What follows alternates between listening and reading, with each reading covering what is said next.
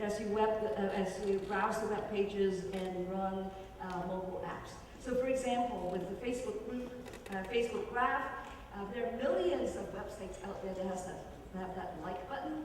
And when you click that like button, you're telling all your friends what you like, and at the same time, you're also telling Facebook what you like. As a matter of fact, even if you don't have a Facebook account, just by the virtue of downloading that page that has a like button in it, they already know that you are browsing that website.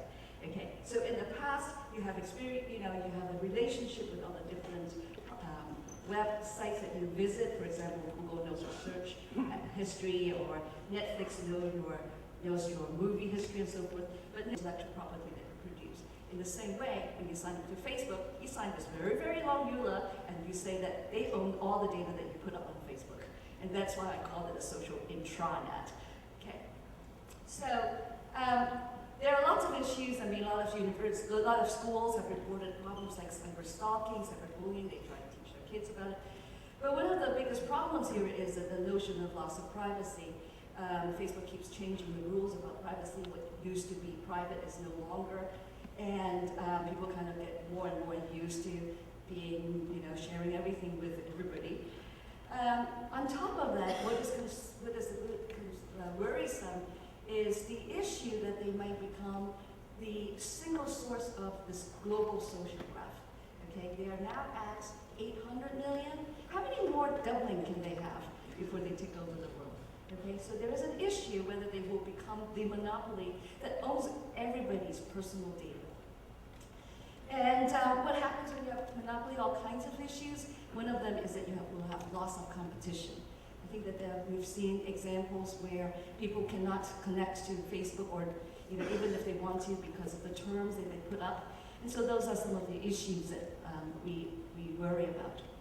And finally, from a technical perspective, I'm worried about scalability.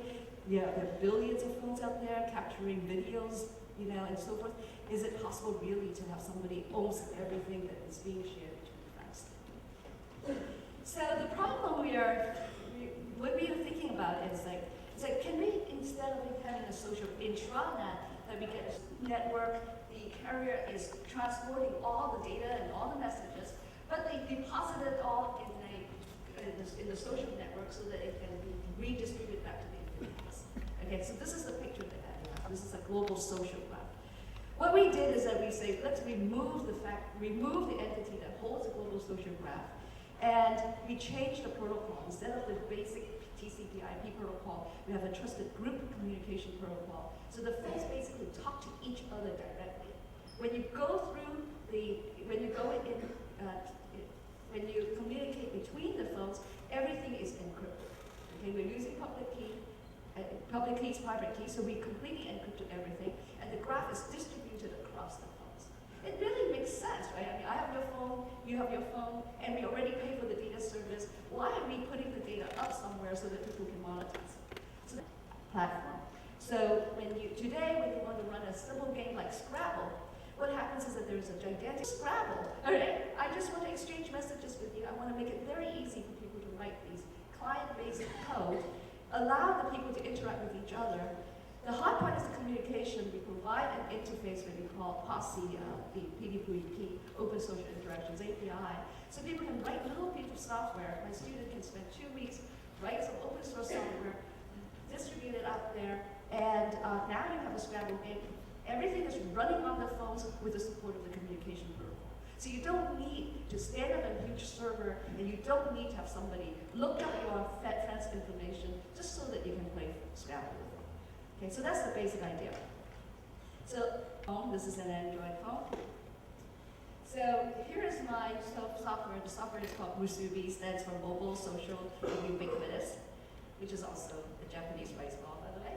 Okay, so here is my app.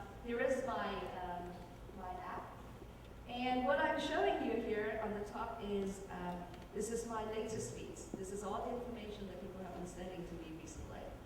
So these are my groups, okay? So for example, Movie Social is my research group, and we've been sharing information with each other for months.